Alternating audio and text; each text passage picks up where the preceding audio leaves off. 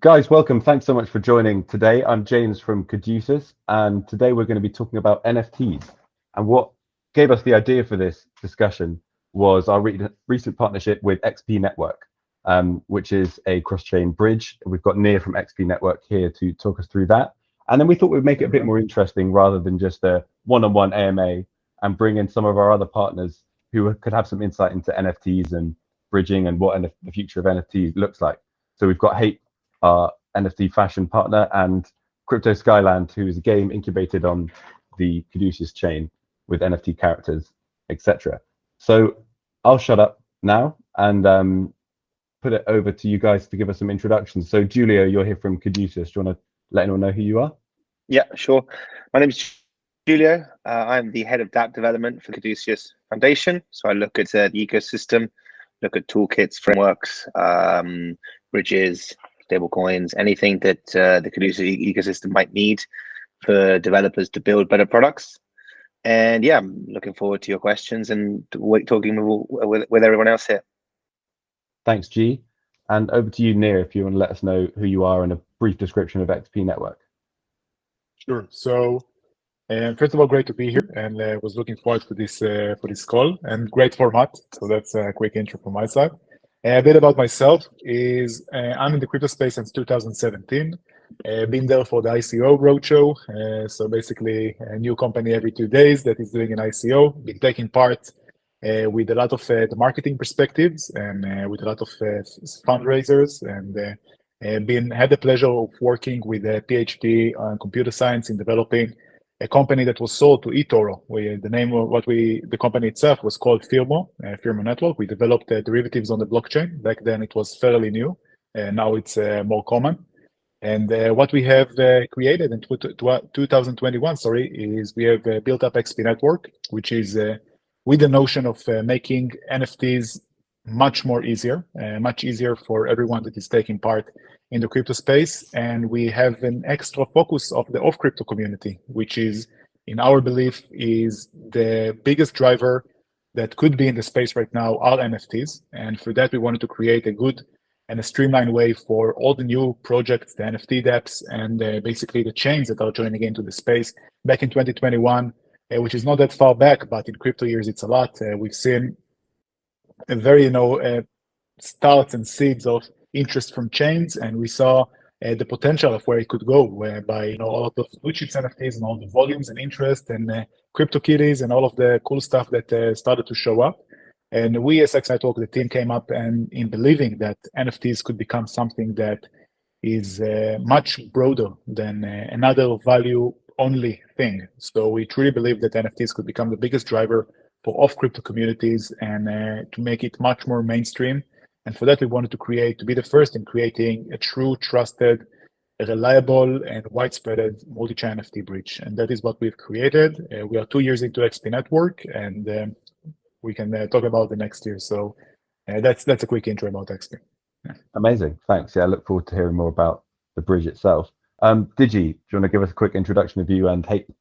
Sure, thank you very much, and thanks for having me, guys. For people who don't know me, I'm Matt, called Digi in the space. I'm being a director of London-based Digimental Studio, as well as a co-founder of a Hape Prime, pretty much the most oversubscribed NFT collection in these days in the space, project which is directly dedicated to digital fashion and activating the brands in the Web3 space in the authentic way. Cool. Thanks, Digi. Great to have you on the call as well. And Lamar, who are you? Yeah, nice to meet you guys. Great to be here. My name's Lamar. I'm the community manager of Skyland. So I've been working with Skyland for a couple of years now. Been in crypto since 2019, and it's been a roller coaster ever since I joined, like a lot of us here. Now, Skyland, we're focusing on building a infinitely expandable and an interoperable metaverse. So that's why we've decided to work with Caduceus. We know they're the best metaverse blockchain in the space. And at the moment, we're currently focusing on our first Party Planet mini games minting. We've also started to mint some of our character NFTs as well. I'll get a bit more into that a little bit later on. But yes, community manager of Crypto Skyland, focusing on, you know, building up the community and, you know, creating a great game for everyone to enjoy on the Caduceus blockchain. Cool. Thanks, Lamar. Yeah, I look forward to hearing a bit more about the mini games, as I'm sure the rest of our community and your community will as well. So just going to throw a few questions around, but guys, feel free to jump in and elaborate or talk amongst yourselves. Don't all have to come from me. But Nia, things we're talking about bridging, especially in relation to NFTs. So what is XP Network? I know you've just covered this generally, but how did you come up with the idea for it? And maybe a bit about how it works. Yeah, so the way that XP Network works is that, well, it's actually a good question because it's more about when we started to develop it, we basically looked about what's not working in the market, right? And we looked about all of those bridges that got hacked and all of the chains that got hacked. And we really didn't want to have that experience in mind. So we really created XP Network with the notion of making it utility first. So we knew that from the very beginning, we would push very heavily towards utility. We are very traditional in that sense. We created a product, we did a fundraise, we created a product, and then we started, selling in terms of, when we say selling, it's not actual, I would say like a sale by a quota, but what we do is that integrations, and those integrations are rewarding XP Network and the ecosystem in evaluation. But when we actually started XP Network, the idea of how it works came by, basically by experimenting. And we thought about the beginning to go for fully decentralization. We went for power chain, for substrate, and for all of that direction, basically. And then we decided by learning more about, as we got deeper and deeper, so our R&D got deeper and deeper into the technical solutions and the technical problems that are in the market, we found out that we need to come up with something new. So we came with something that we called semi-decentralized model. And that model is basically evolving two of the best things, in our opinion. One of them is the smart contracts. And the way that it works is basically we have a smart contract on each side, on the departure chain and on the arrival chain. And those smart contracts, the way that we do that, this is another thing about how it works is we're not creating a one direction connection to the blockchains. This is something that you know. So what we do is that we are creating true partnerships in the form of grants, in the form of communication, and we are making sure that we are creating a tailor-made solution for that smart contract, for that integration with the bridge itself. So each blockchain that we are adding in, we have 24 main blockchains right now, and we're making sure to do this decentralization part, which are the smart contracts, and to make it very, very custom and very fitted to the latest and greatest, security measures that each chain brings by its own and by its own architecture and code. So this is the first part. The second part is the node itself, and this is where the bridge is basically hold its value, and this is where we keep it centralized.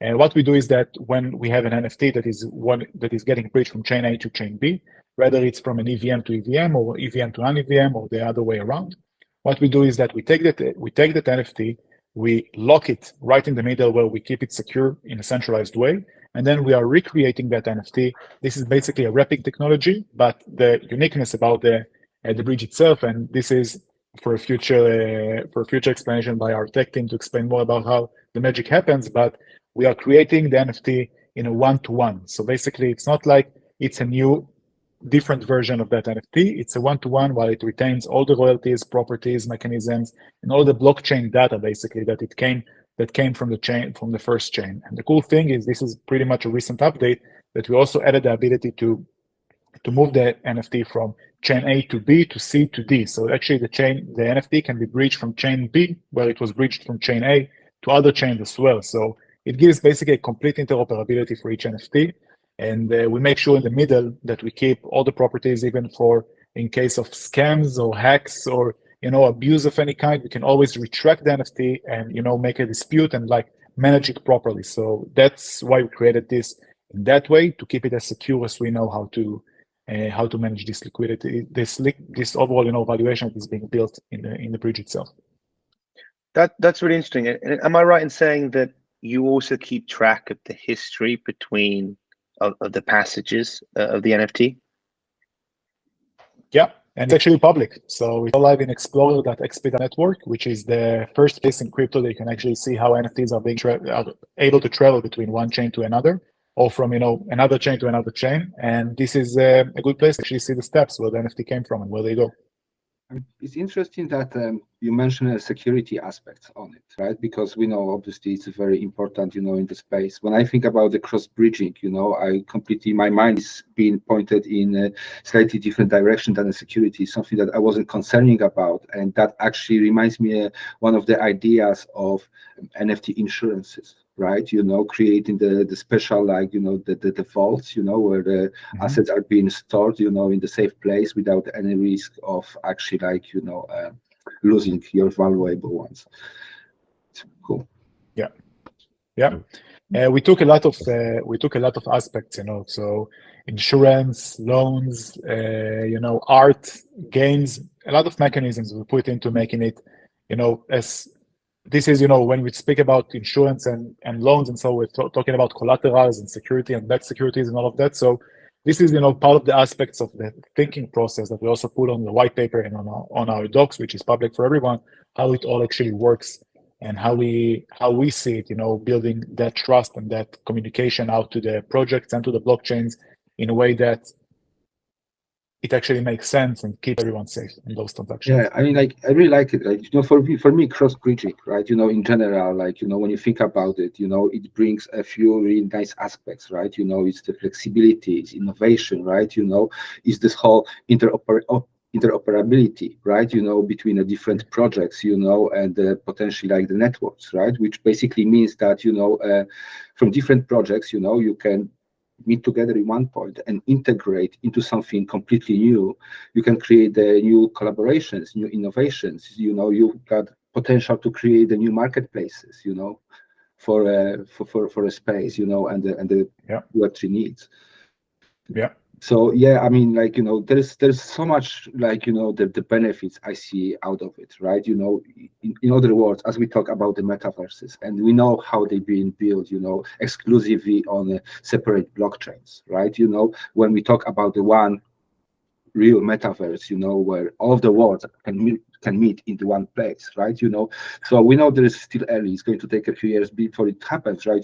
But because of the cross bridge, right? You can easily expand on your audience, right? Just bring whatever you want from any place, on the blockchain into this one spot. You can help increase demand, for the NFTs as we talk about it, right? Because even in these days, right?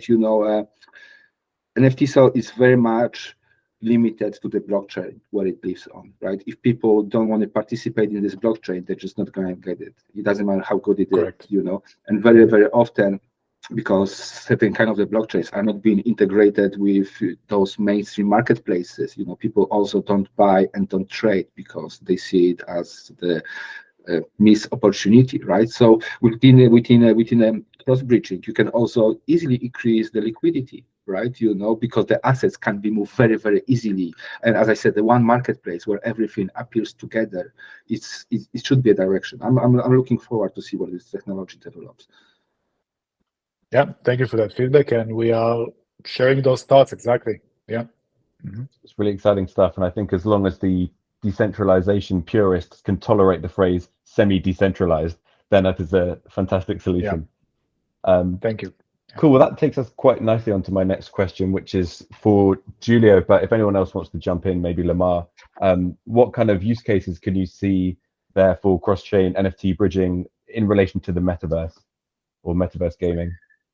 Yeah, that's interesting. I think in the future, when we have a more developed game ecosystem or metaverse ecosystems on multiple blockchains, then if two games want to cooperate or two metaverses want to cooperate, the fact that they live on different chains won't be a problem thanks to NFT bridges like this, for example. And maybe in the future, you'll be able to develop something which is even faster and even lower fees between chains.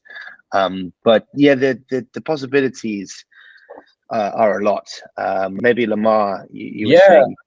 I mean, I really do believe, similar to what Digi said, it needs to be interoperable. And that's something that us at Crypto Skyland are really trying to work hard on, is making one metaverse for all, really. At the moment, we're really, really early on. And we're in this sort of phase where, you know, we've got hundreds of different metaverse projects. And unfortunately, because they are on different chains, it's hard to connect the communities together. And, you know, really, I'm sure we all want one big community that we all share. So, you know, at Crypto Skyland, what we're trying to do is introduce as many different chains as we can. That's why we're working with Caduceus. We've minted some on Ethereum as well. You know, we look at chains like Binance, Polygon, and really it's one of those things that, you know, we should be growing as the blockchain does develop. You could even look at use cases in actual metaverse games as well. You know, you could break it down.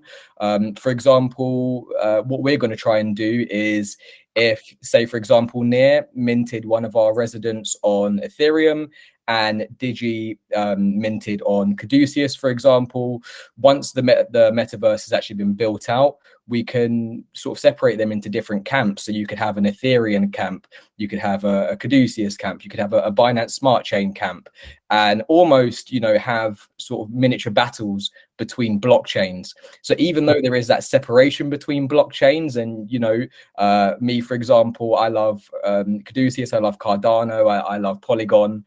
Maybe people that are very stuck in their ways and they only want to, you know, stick to their Ethereum-based blockchains. It can sort of have that friendly competition. So, you know, that's sort of one way that we're looking at it. And, you know, on top of that as well, you could separate it to say, okay, if your NFT is minted on this specific blockchain, you only have access to do this task. And at first you may think, okay, you know, that's a limitation, but really it can encourage people to try out and, you know, discover new blockchains as well. Because really what we all want for crypto is, you know, not competition or this sort of cult-like battle between different blockchains. We want everyone to be open, and it can be quite hard at the moment. A lot of people are still closed-minded, and they only want to focus on you know, their favorite blockchain. But I think in the metaverse there are so many different ways that, you know, you can really become inclusive and get everyone involved.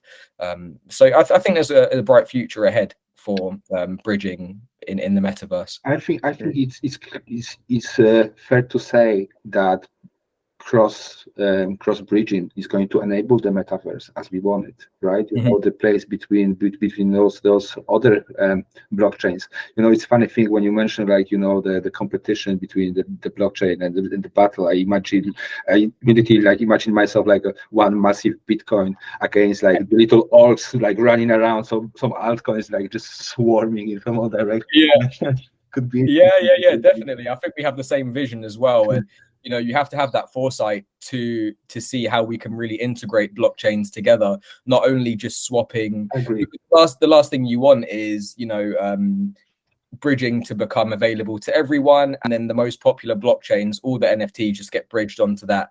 You know, you should have some sort of friendly competition and, like I said, some inclusivity towards other blockchains as well. So yeah, I think it's going to be, you know, be interesting to see how it develops. Completely agree. And like, you know, before the proper metaverse is being developed, right? You know, as a project, as a Hape, right? We believe in our own fashion verse, right? You know, we know the tech is not there and people are still working on it. So what we want basically achieve is the crossbreed between us and other collections, right? You know, where we can contribute in your world and you're gonna contribute in ours, right? So until the proper metaverse is being created, it's a great way, you know, just to tighten the bonds and bring the communities together. It's nice.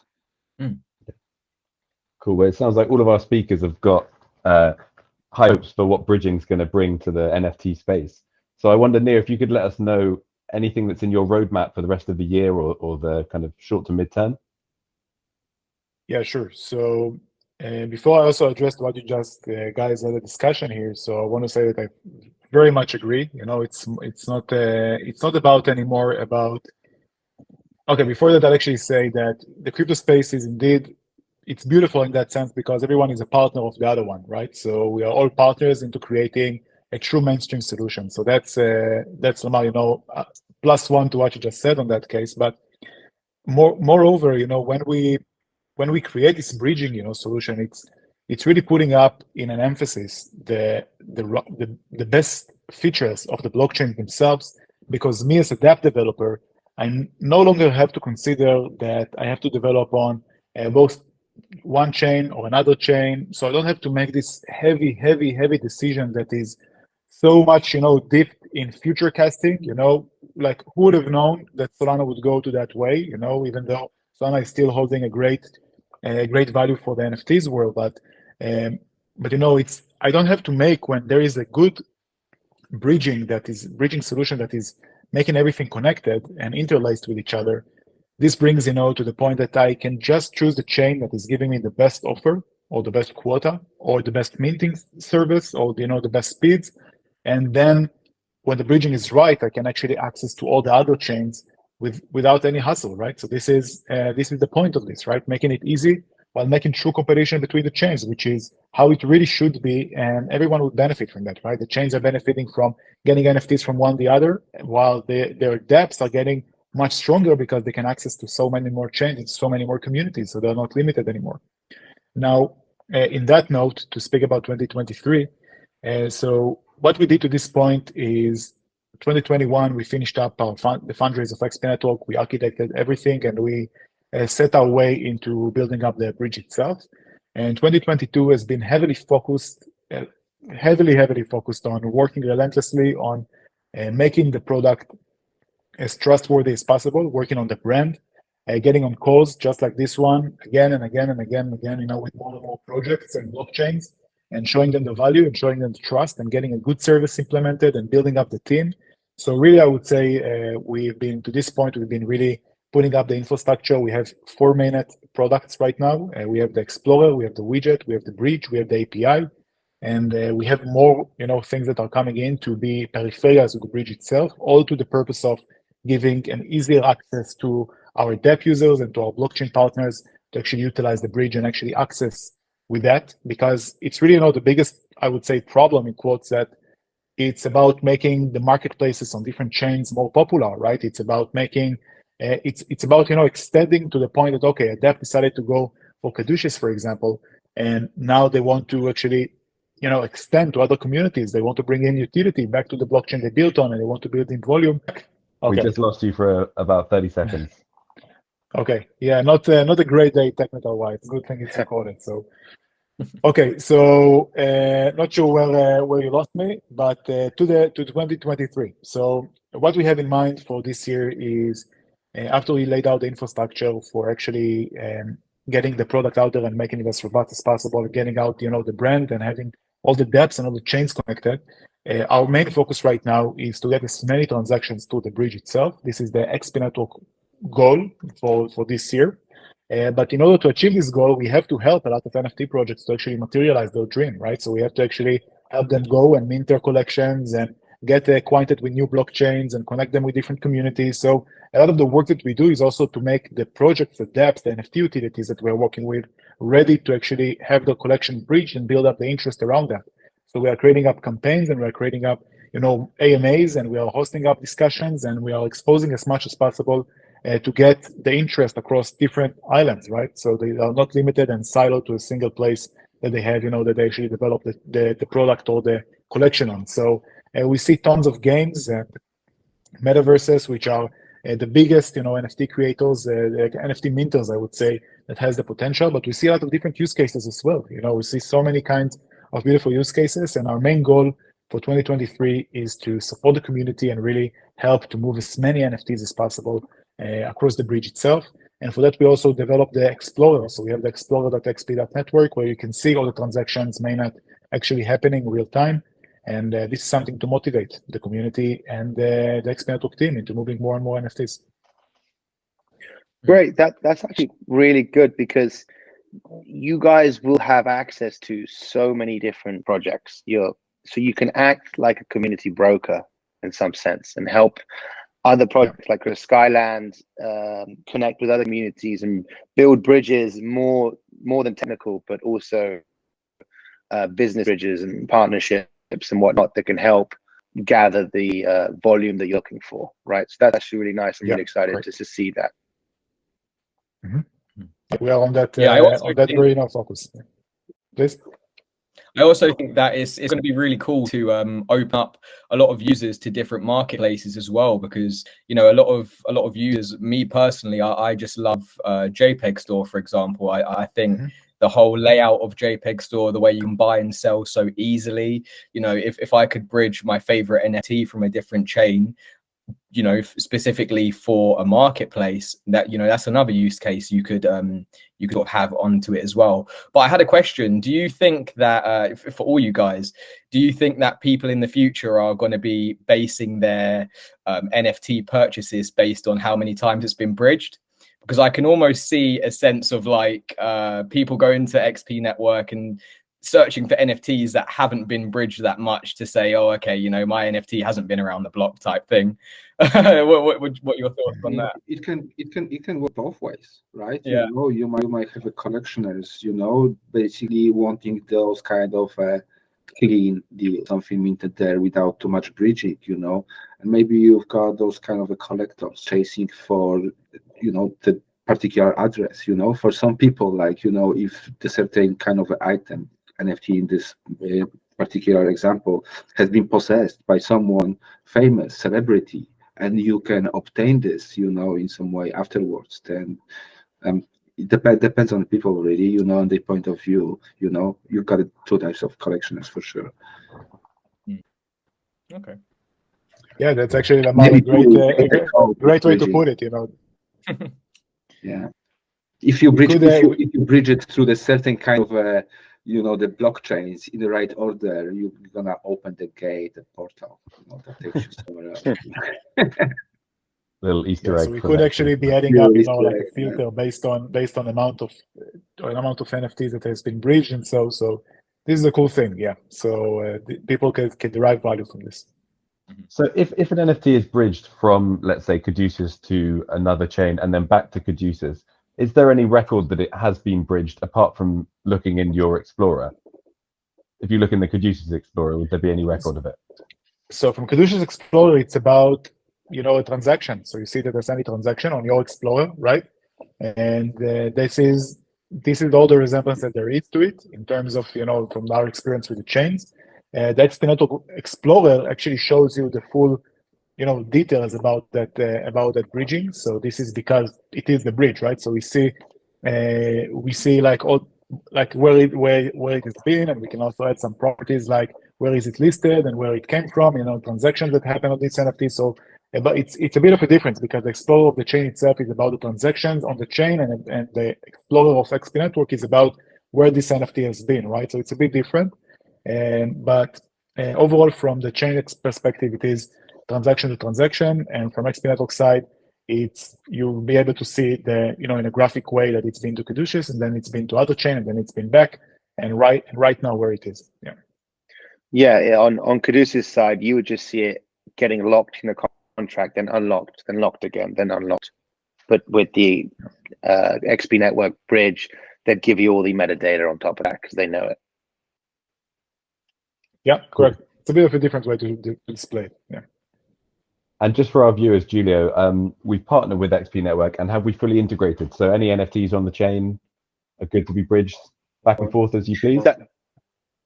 Correct. At the moment, we partnered. We're on version 2 of your contracts, and we are updating our API so that we can now be version 3, which allows for, correct me if I'm wrong, Nir, but basically allows for having almost the original contract code on the original source chain to be copied over onto the Caduceus chain, so that it really does transfer wholly, in some sense, onto different chains.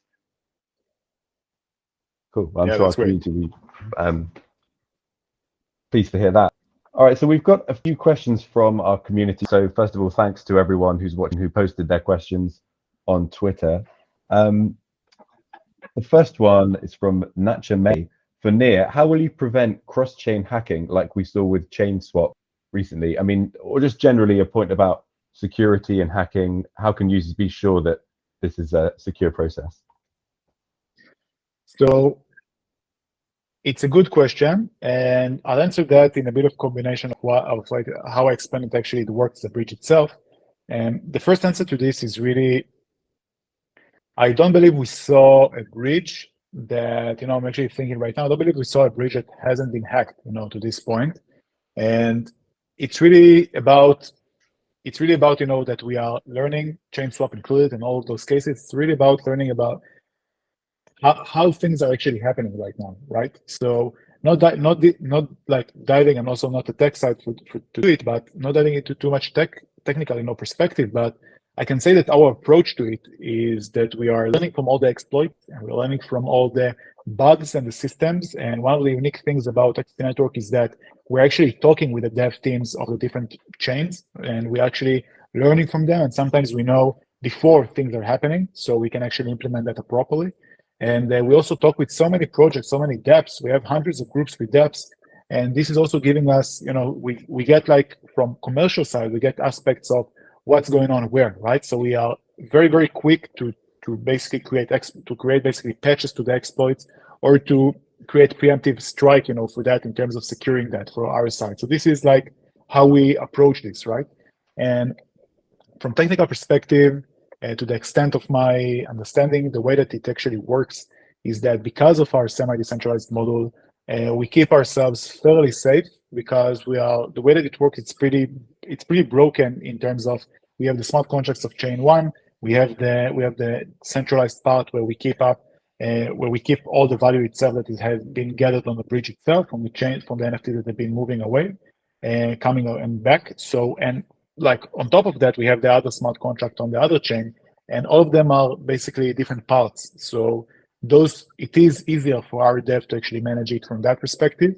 And one of the things that actually Dim, our CTO, told me today, he told me that we truly need to put more out there about how we keep it secure. So we are managing up the docs, but there is so much more to tell. This is, I guess, the more elaborate answer. This is so much more to tell about how this whole thing is happening actually day to day. But I'll leave it to the better minds of our tech team. Yeah. Cool. Yeah, thanks, Nir, for that.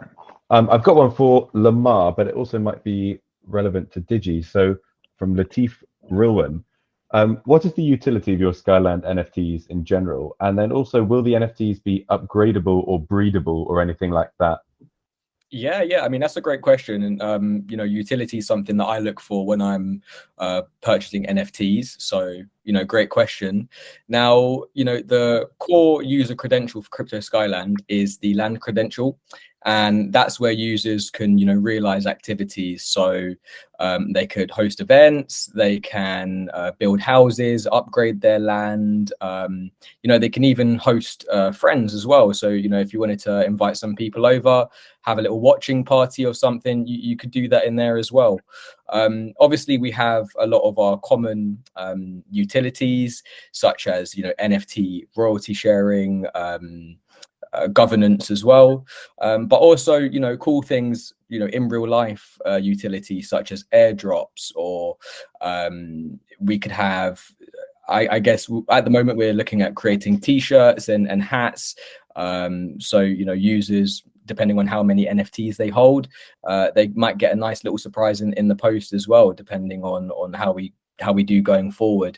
But in terms of upgrading the NFTs, yes, I mean, upgrading is going to be something that I think is going to be here for the long run, and is going to be, what separates a lot of NFT projects. It's great to have just solely art-based projects, and I think a lot of them will do really well. I'm a big fan of like fashion-based NFTs as well. It was probably the first one I ever minted was a fashion-based NFT. But now what I'm looking for is, how can I make the most out of my NFTs in terms of monetary value? So one of our NFTs is called a magic tutor, and a magic tutor is obtained by hours and hours of leveling up your character. So you might have to carry out tasks in the metaverse. You could also play a variety of different games in our Party Planet game mode. And this is going to allow you to gain XP over the course of, days and weeks. And as you gain more XP, obviously, you're going to level up your character. Now, the higher the level of the character, the more in-game tokens you're going to yield. And once you've yielded those in-game tokens, obviously, they're going to be easily transferable into whatever token you'd like. So I assume a lot of people would probably either want to transfer it into CMP. Some may even want to do it into USDT, for example. But yes, the higher level your character, the more yield, the more rewards you're going to yield. And on top of that as well, you know, say for example, Digi had a very low level Skytopian resident, and I had a magic tutor. I could actually train his Skytopian resident to become a magic tutor as well. So I'm earning or by teaching him, and he's slowly leveling up his character as well. And then that's going to allow him to yield more rewards in the long term as well. So really, we want basically to learn to earn, play to earn as well, and also, you know, help out community members to yield more rewards. So it may not necessarily be breedable, but yes, all of our NFTs will be upgradable, not only the land, but the characters as well. And, you know, we really want to make it a lot of fun ways for people to level up their NFTs, and not just, you know, log into Crypto Skyland, click a few buttons and then, you know, take your rewards that way, but really enjoy the game. So yeah, that is what we're working on at the moment. Okay, that sounds really cool. I'm not going to touch very much on the utilities themselves, because we know in these days, right, where the change evolves, the utility-based projects are the only ones who got actually potential to stay on the surface. You know, as people, as you yourself, like looking into the ways of monetizing and then just get more money and the income basically. But I like the liquid aspect, the breathable NFT, and the changing in later on, which obviously sounds extremely interesting, right? But you know, in the world we know at the moment, it still goes a little bit against the golden rules, right? What goes on the blockchain, it just stays there and it's uneditable.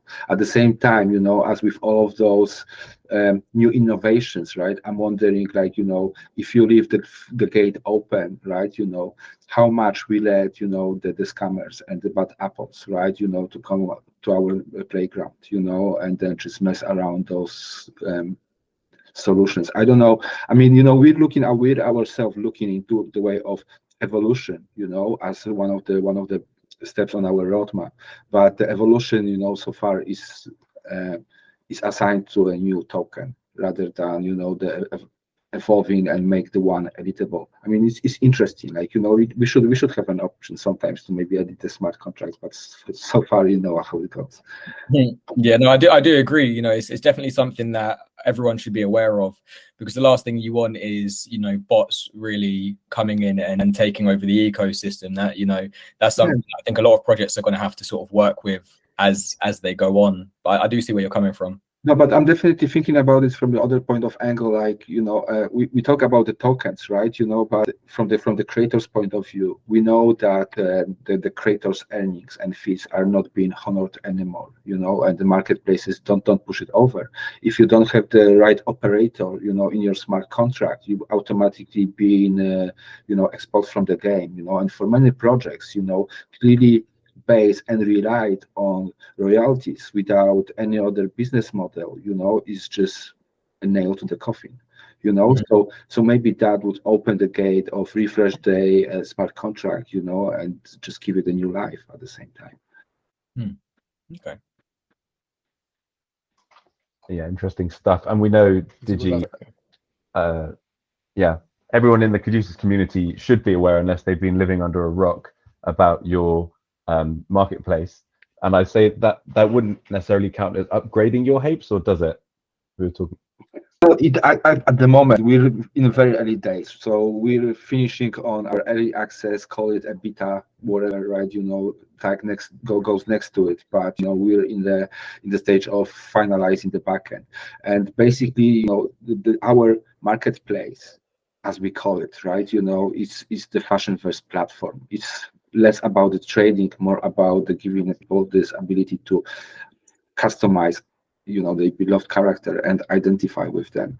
At the same time, you know, there is a funny, like, you know, the gamification aspects. So, you know, we've got the special rarity score attached to every character, obviously, except of the traditional ranking, you know, and the rarity for the traits. You know, users are able to customize, attach new objects, basically new clothing or accessories, new merchandise to the character, and boost this rarity score, which in a bigger picture and the longer run, should bring more benefits to the users. But this is something that we'll be talking about shortly, I believe.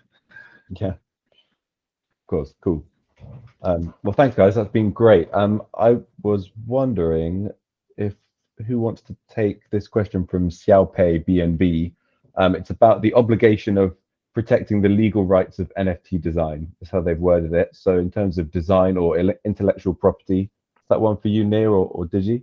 I mean, I don't know if I know enough about the subject, right? But I'll definitely take a voice, because we know like one of these ingredients, right? That could integrate people, brands, wherever, into NFT space, and something that we talk about in NFT space is authenticity verification, right? I truly believe as long as it stays on the blockchain, it stays on the blockchain, and as long as you can trace the original origin of it, you should be completely fine, because that's the certificate. Obviously, all of those the copy ones, right? Created somewhere else, the images, I think they should matter. But like speaking of the securities example I was mentioned previously, right?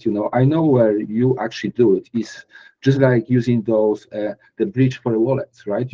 Even if you use your hot wallet, it can be if your hot wallet, the stuff can be taken from the hot wallet in a very safe way, and then just basically used like that. So I wouldn't be worried about the authenticity that much, as long as you can trace it on the blockchain, and you can trace everything on the blockchain, it shouldn't be a problem. Obviously, there might be some sort of an issue if there is a duplicate that exists somewhere in the space, but again, right, it's a duplicate from something. It doesn't live on the same network, so I wouldn't worry about that.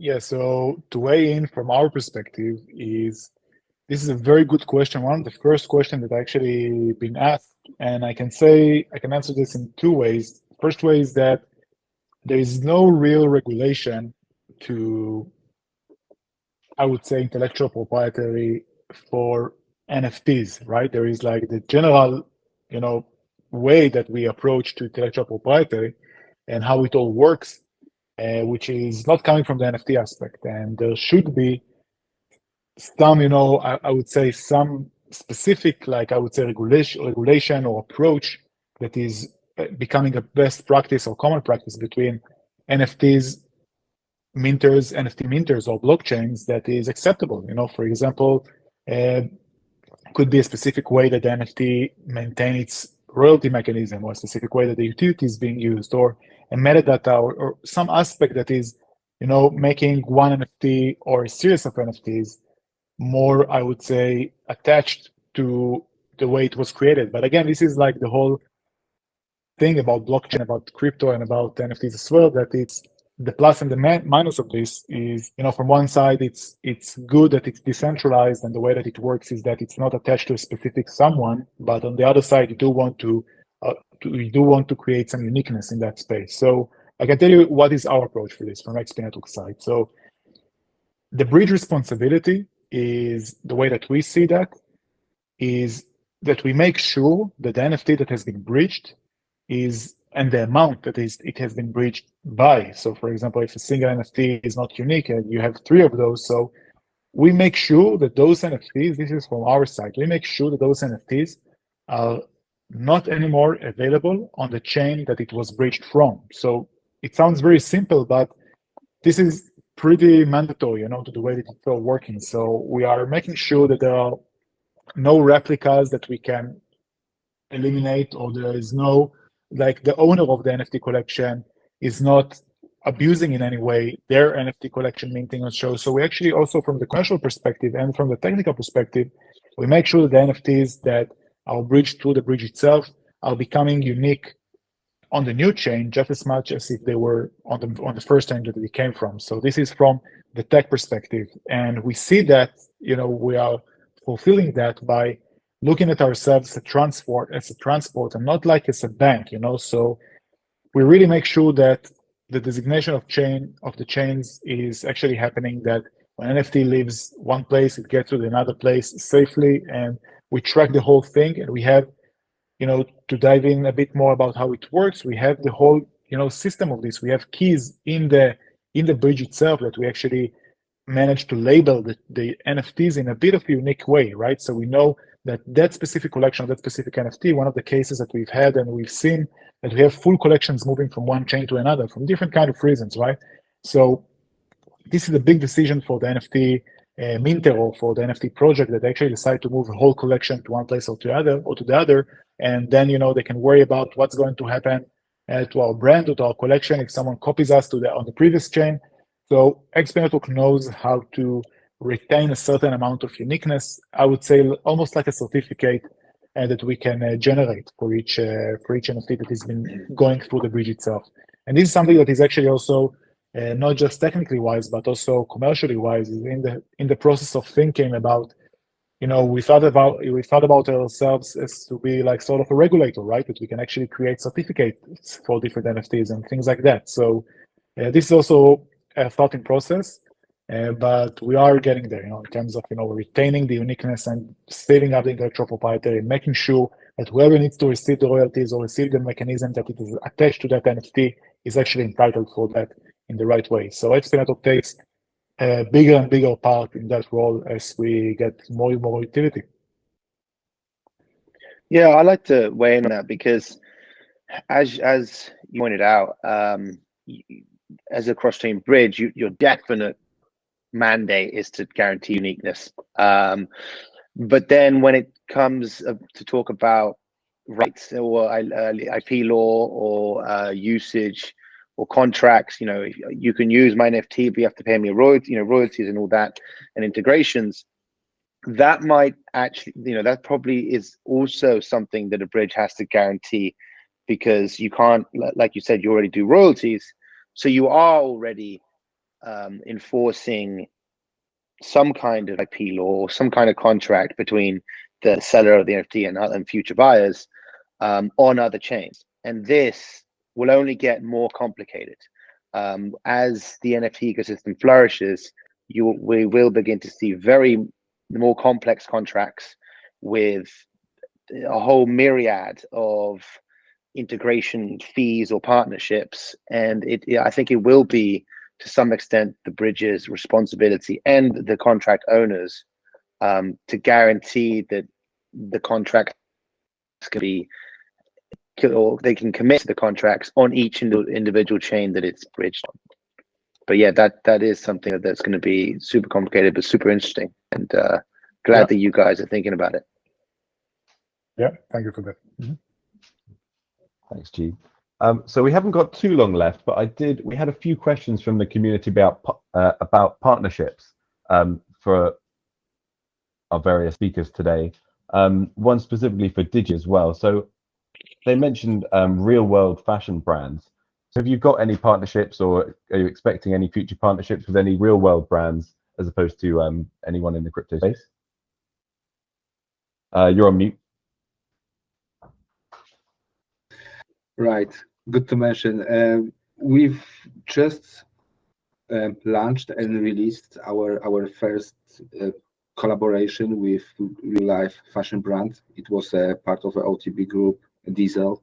Obviously, it's not the first brand that we worked with in the past, but it's definitely the biggest for us so far. It's not the end for the story yet. Obviously, like we're cooking more, and all of those collaborations will have a different shape. This one in particular has been released as an extension of our collection in the shape of 1024 additional characters, additional Hapes with diesel clothing. But I believe every of those collaborations will take a different shape, just to match the current needs of the brand, and the strategy which they want to implement, for the Web3, Web-in.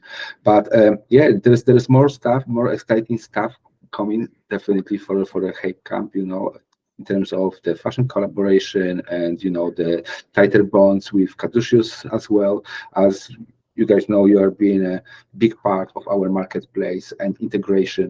So I believe our holders will be seeing much more of this. Obviously, it was a first collaboration for us, you know, and many people don't realize how much time sometimes it takes, because, you know, even if we head into the same direction, you know, for the traditional Web2 brands, you know, with a different mindset and a different speed of action, right? You know, we need to educate and introduce them to the world of a Web3. So after X amount of a conversation, it takes nearly a year, right? You know, to go through all of the departments, you know, and then make sure, like, you know, the product is ready for release. You know, we've launched the first one, definitely not the last one. There are more conversations happening in the background. It's just a matter of launching and release. Cool, yeah, really exciting stuff. I think obviously partnerships, especially in Web3, are absolutely essential for any project to be successful. And so when you Yeah, I mean, like the partnerships, you know, there is definitely a big appetite from the real world brands, right? You know, for a Web3, and you know, we as a project, we want to bring them into the space in this very authentic way. You know, there are X amount of things that, you know, how we can do it, you know, and also the same amount of the benefits, you know, that can be taken out for those brands. But you know, even if the space, the Web3 space, is being created by the people for the people, truly community, you know, is an inevitable part for those brands to enter, you know, and be here for good. I was going to say, I think it's really going to help onboard a lot of people who aren't very Web3 savvy as well. You know, you see your favorite brands collaborating with NFT and, you know, crypto projects. I think it's really going to open a lot of eyes to a lot of new people who are maybe not in the space and maybe a bit, you know, worried about getting in this space. You know, once they see brands that they trust, brands that they've known for years, collaborating with projects like yourself, I think that's going to be a step that is essential for, you know, the development of Web3, development of you know, NFT projects as well, and fashion projects like yourself. I think you guys are really paving the way, you know, for onboarding a lot of new people. So, you know, I think that's great. You know, I have a lot of love for fashion brand NFTs. So yeah. What you just mentioned is super important, like onboarding new people, right? You know, and we know, like, the Web3, it lives on its own speed, you know, with on very much and gimmicky language, sometimes terms, you know, which are being difficult to understand by, you know, traditional consumer, right? But yeah, if we can find a way to go to the people and mainstream our products, projects, or whatever we do in the Web3 space, and onboard as many as possible, that's the huge success, you know. And what you see in these days in the brands, right? Very often, you know, even if they do the Web3 related stuff, they take a step backward to degrade their language to 2.5, as I say, right? And use the terms, you know, very easily understandable for a mass audience, right? We don't talk the means, you know, the wallets, you know, the blockchains. We just talk very simply as a digital collectible, right? You know, and try to go step by step with the integration. Yeah, that's great. And I don't know, Nir, if you've got any partnerships, Web2 or Web3, that you think are worth mentioning to our communities? Yeah, so the way that Experimental works is about partnerships, right? So we are creating those partnerships like constantly. And I heard what you guys, like your approach, guys, to this. And I can say from our side that the way that we approach partnerships on both Web2, Web3 is to really, you know, make it about driving. This is, I would say, the key market that we found out that is making the most sense for us. How can we bring our crypto community into this, right? So one of the things that we see is that we see other projects bringing in, for example, the ability. This is a very cool trend that is happening right now, that they're actually bringing in the ability to interact with the application or with the or I would say with the application, with the game, or with the utility itself, without the need for a crypto part, right? So without the need to actually have the wallet or the token or to purchase an NFT before. So all the barriers are out the window, and that is, you know, setting up the market for us, that there is a readiness in the market to see crypto second and experience first. And this is what's leading us in terms of those partnerships that we create. We create partnerships that are both with the usual suspects, which are dApps and blockchains, but we're also looking to different places, right? We are looking for different partnerships that can come from completely even non-tech, right? So things like that. So this is what we want to see, because there is I can actually speak about Austrian Post, which is the actual Post of Austria. So what they did is that they created up, which you wouldn't even think that they could come up with something like this, but they created up a collection that is based on basically our NFTs of their stamps. So they created stamps on crypto, and they have actually made it on XDAI, the blockchain itself, XDAI. And this is one of the biggest first partnerships that we created with this, municipal body that is not even Web 2 or Web 3, right? It's completely a different thing. And we helped them to move up big part of their collection. And this was the idea with the working with them. So we wanted to move up a big part of the collection to Polygon from XDAI. So we actually had a co-speaking about this 1 year ago at Germany. So this is the kind of partnerships that we see, and we keep up, the market of what or how would it impact the crypto community in that sense. So bringing up the most of it, this will make the crypto space mainstream and more normalized. Yeah, and that's amazing. You said it's not Web 3 or Web 2. It's not even tech related, just going straight to the finish line to Web 3. Yeah, inspirational. Yeah. Cool. I mean, Julio, Lamar, any key partnerships you want to mention? And then we should probably wrap up.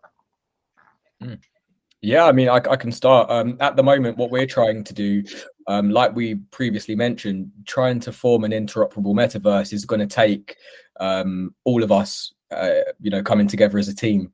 So what we've been focusing on at the moment is partnering with a lot of different metaverse based projects. We have new partnerships every week, and trying to onboard them into Skytopia and see if we can work with them to make an interoperable metaverse. We've got our own SDK that we're developing as well. So whether you're a complete beginner developer or you're an experienced developer, you should be able to come in and build upon Crypto Skyland. So we want to encourage new projects to come in and build on Skytopia as well, so that their communities can come and enjoy all together alongside us. And on top of that as well, we really want to be on as many marketplaces as possible, be available in as many wallets as possible. So that's something that we're working on at the moment, and it's a work in progress. But like I said, we really do want to form a great metaverse, and I think it's going to be important to partner with those type of projects to make sure that we're successful. So work in progress, but each week new partner, and it's going well so far. So yeah, really happy with that. Yeah, and from Caduceus side, the things obviously we want is as many projects deploying on our chain, using the bridges, playing the games. From the community side, if you have any ideas of how one might use the XP network, any nice, interesting projects, then come to our incubator, come to our grant scheme, and see if we can give you a grant for that. We obviously want to encourage people to build. Secondly, we have some interesting projects deploying on our chain. One, which we'll announce at some point, or I think we already announced, called DME, which will give all NFT users an automatic social channel, community channel to speak. It's like a gated community if you hold an NFT. So Hape users, for example, can gather on the Caduceus chain and talk between themselves, and you can only log on if you have the Hape NFT. So that's very interesting, very community driven. Looking forward for more projects like that. So definitely stay tuned with our social channels and all of our Medium articles and whatnot to see what's coming next. Cool. Well, I feel like partnerships is the perfect note to end this call on, as this has been a celebration of all our partnerships, and all in the NFT space. There's a lot to look forward to this year, and we'll see how bridging can take the NFT adoption to the next level. Thanks everyone for joining, and thanks to everyone at home, especially all of our community who submitted questions. We didn't get through many of them today as we've all been yammering on, but this video was informative. I've really enjoyed it. Cool. Thanks. Likewise. Thank you for organizing. Thanks, guys. Thank you, guys. Cheers.